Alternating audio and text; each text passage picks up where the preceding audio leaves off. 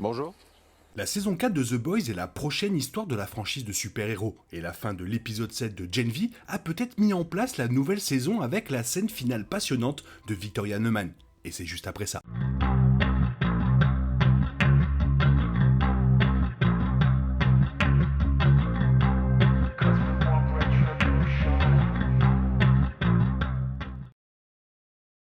Gen V est peut-être un spin-off de The Boys, mais la série semble mettre en place le prochain grand scénario de la série, avec un élément majeur de Gen V ayant un impact énorme sur l'univers de la franchise. Plusieurs personnages de The Boys apparaissant dans l'épisode 7 de Gen V, dont Victoria Neumann, soulignant que l'arc narratif du spin-off pourrait se poursuivre dans la saison 4 de The Boys.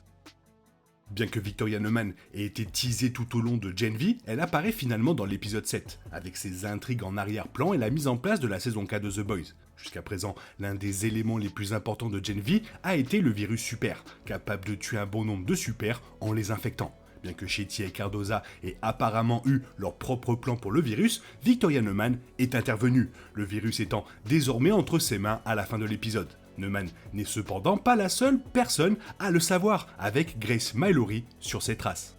Les derniers échantillons restants du super virus reposent maintenant chez Victoria Neumann à la fin de l'épisode 7, ce qui amène beaucoup à se demander si elle finira réellement par l'utiliser. Alors que Shetty envisageait sans aucun doute de libérer le virus, Neumann ne le fera probablement pas, car elle est elle-même une super, et sa fille aussi. Si Neumann pouvait rendre le virus non contagieux, elle pourrait l'utiliser de manière sélective sur des super voyous comme le protecteur. Cependant, Neumann détruira très probablement le virus ou le conservera pour le garder en sécurité, car le virus libéré non seulement la tuerait, mais il révélerait également au monde sa vraie nature de super.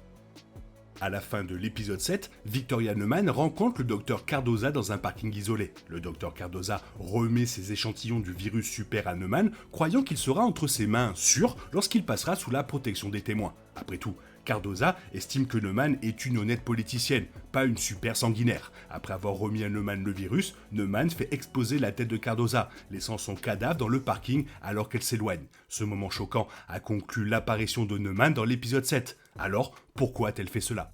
Comme l'explique le docteur Cardoza, le virus qu'il a donné à Neumann est le dernier échantillon existant. Puisqu'il n'y a plus d'échantillons ailleurs, cela signifie que la seule manière d'en obtenir davantage serait de les faire fabriquer par un scientifique. Il s'avère que le seul scientifique qui sait comment créer le virus super est le docteur Cardoza. Puisque Neumann veut très probablement empêcher la propagation du virus, elle a tué le docteur Cardoza, ne laissant aucun moyen possible de recréer cette version du virus super. Même si les moyens de Neumann étaient drastiques, elle a assuré un monde dans lequel elle possédait le seul échantillon du virus super restant.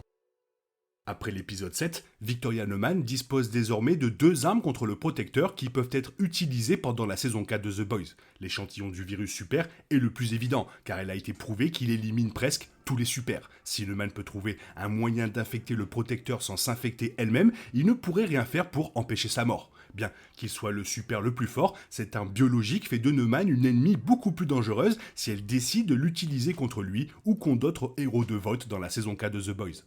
La deuxième arme dont Victoria Neumann dispose contre le protecteur a été mise en place dès la saison 3 de The Boys, le petit soldat. Les explosions de celui-ci ont le pouvoir de désactiver les capacités d'autres super, Butcher et Yui, prévoyant initialement de l'utiliser pour tuer le protecteur. Bien que ce plan n'ait pas fonctionné, Grace Mallory a sécurisé le petit soldat dans un bunker, ce qui signifie que Neumann pourrait facilement y mettre la main dessus. Avec Soldier Boy et le virus super combiné, Neumann dispose de plusieurs approches qu'elle peut utiliser pour affronter le protecteur au cours de la saison à venir. La fin de l'épisode 7 a beaucoup d'impact, ce qui signifie beaucoup pour la saison 4 de The Boys. Le virus pourrait finir par être l'élément principal de l'intrigue de la saison 4 de The Boys, avec Neumann, les Boys, Homelander et Voight, tous en course pour obtenir le contrôle de celui-ci. Cette course aux enjeux élevés serait une histoire incroyablement intéressante à explorer, parallèlement aux bandes dessinées. La fin de la bande dessinée de Billy Butcher implique qu'il utilise une arme biologique pour tuer pas mal de super, et le virus super de Gen V est le moyen idéal pour recréer ce scénario dans l'univers d'Amazon Prime. Il existe plusieurs autres fils d'histoire qui peuvent continuer dans la saison 4 de The Boys, après l'épisode 7 de Gen V. Grace Mallory était au téléphone avec quelqu'un dans l'épisode 7, mais l'épisode n'a jamais révélé qui. Ce partenariat mystérieux pourrait se poursuivre au cours de la saison à venir, qu'il s'agisse d'une alliance continue avec Billy Butcher ou d'un nouveau personnage. La connexion de Neumann avec Marie pourrait également être en jeu. Il semble que Marie Moreau soit l'une des principales candidates pour une place dans les 7, et Neumann pourrait utiliser leur lien pour l'influencer. Le lien de Gen V avec The Boys est plus fort que jamais, ce qui rend le final de la saison 1 très excitant. Pour finir, et pendant très longtemps, les pouvoirs de Victoria Neumann sont restés entourés de mystères. On sait seulement qu'elle peut faire exploser la tête des gens, alors que des personnages comme Yui ont découvert la vraie nature de Neumann en tant que super. Les quelques interactions qu'ils ont eues dans la série ont conduit l'équipe à ne pas encore complètement dresser un tableau de ce dont elle est capable. Neumann est capable de faire exploser des têtes à un rythme rapide, mais jusqu'à l'épisode 6 de Gen V, il semblait que c'était tout ce qu'elle pouvait faire. Cependant, le spin-off a étendu les pouvoirs de Neumann, ce qui en fait une menace encore plus grande pour le monde de The Boys. Il s'avère que les pouvoirs de Victoria Neumann sont presque les mêmes que ceux de Marie Moreau. Lorsque Neumann commence à parler à Marie, Neumann comprend étonnamment bien ce dont Marie est capable, expliquant que Marie peut apprendre la vérité sur elle en regardant dans son sang. Neumann révèle ensuite qu'elle a les mêmes capacités de maîtrise de sang que Marie. Elle se coupe la main et fait ensuite sortir du sang. Alors que Marie Moreau débloque toujours ses pouvoirs dans Gen V, Neumann semble y avoir déjà accès, étant peut-être bien plus puissante que Marie.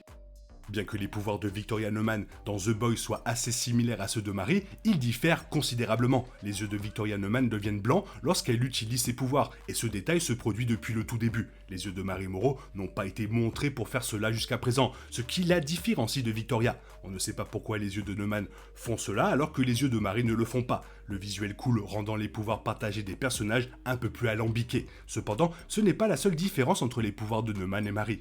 Bien que Victoria Neumann et Marie Moreau soient toutes deux des contrôleuses de sang, elles utilisent leur pouvoir de manière incroyablement différente. Marie a tendance à utiliser son sang comme projectile et fouet, se coupant les mains afin d'exploiter le pouvoir de son sang. Neumann a tendance à utiliser le sang des autres, le forçant à se précipiter vers leur tête jusqu'à ce qu'il explose. Marie a cependant réussi ce tour une fois, faisant affluer tout le sang de Rufus vers son pénis avant qu'il n'explose. Ces deux stratégies différentes montrent à quel point la maîtrise du sang est polyvalente, les deux personnages faisant des choses incroyablement différentes avec le même ensemble de mouvements.